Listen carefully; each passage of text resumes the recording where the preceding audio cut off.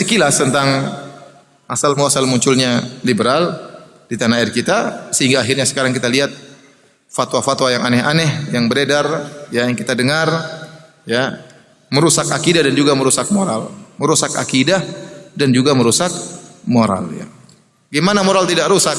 Mengatakan boleh homoseksual, lesbi boleh, homo boleh, laki-laki boleh pacaran sama laki-laki, perempuan boleh pacaran sama perempuan. Ya. Bagaimana tidak sedih seorang wanita ternyata suaminya jatuh cinta sama suami orang lain? Sedih atau tidak? Sedih. Ini suami saya jatuh cinta bukan sama istri orang lain, suami saya jatuh cinta sama suami orang lain. Menyedihkan, ya. Gimana nggak rusak anak kita pacaran perempuan, pacaran sama perempuan juga rusak, ya. Subhanallah, moral rusak.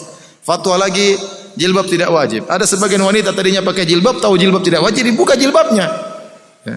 Menampakkan auratnya apa? Ada fatwa jilbab tidak wajib. Yang fatwa profesor, ya sudah, buka jilbab. Ente bantah-bantah, ente apa gelarnya? Enggak punya gelar membantah profesor. Logika orang awam seperti itu. Yang ngomong jilbab tidak wajib profesor. Ya. Ente siapa ente? Ya. Enggak bisa apa-apa mau bantah profesor. Akhirnya jilbab dibuka. Rusak moral. Kemudian lagi fatwa bahwasanya laki-laki harus sama dengan perempuan. Bukan hanya laki-laki saja yang boleh menjatuhkan cerai, perempuan juga boleh menjatuhkan apa? Cerai. Dan ini berbahaya. Berbahaya bagi laki-laki. Membayangkan kalau perempuan boleh menjatuhkan cerai, bahaya. Apalagi sedang haid. Ya waduh. Dia emosinya enggak stabil. Kalau perempuan boleh menjatuhkan cerai, antum dicerai 7 kali sehari mungkin. Oleh karenanya repot. Ya. Seperti ini. Yang bayar mahar laki-laki, ya, yang menyediakan makanan, sandang, pangan, papan laki-laki. Kenapa perempuan jatuhkan cerai? Ya, ini apa enggak merusak rumah tangga seperti ini?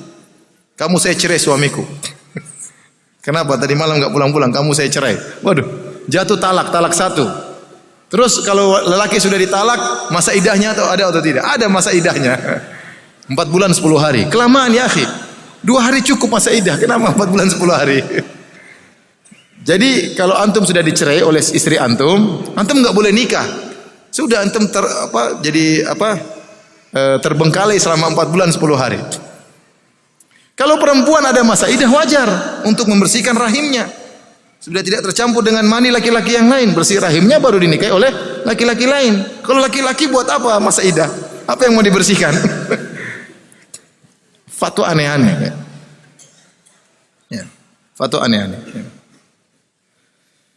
Ini merusak moral. Jadi moral rusak, ya. Kemudian juga akidah rusak. Semua agama benar. Gimana semua agama benar?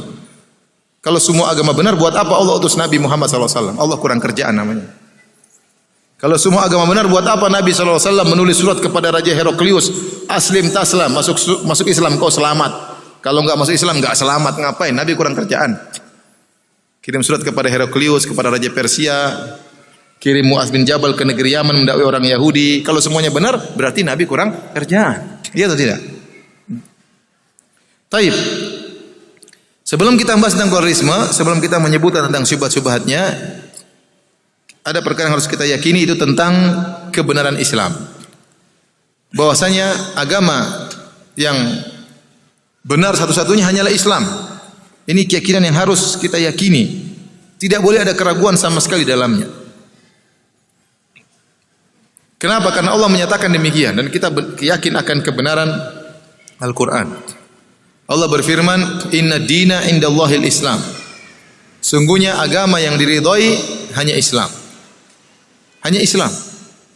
Allah juga berfirman, Wa may yabtaghi ghairal islami dinan fala yuqbala min wa huwa fil akhirati minal khasirin. Barang siapa yang mencari selain Islam sebagai agama, maka tidak akan diterima oleh Allah Subhanahu wa taala. Wa huwa fil akhirati minal khasirin, dan dia di akhirat termasuk orang-orang yang rugi, masuk neraka jahanam. Dan Nabi SAW dalam Sahih Muslim menegaskan, Nabi berkata, la yasma'u bi ahadun min hadhil ummah Yahudiyun wala Nasraniyun thumma yamutu wa lam yu'min billadhi ursiltu bihi illa kana min ahli nar.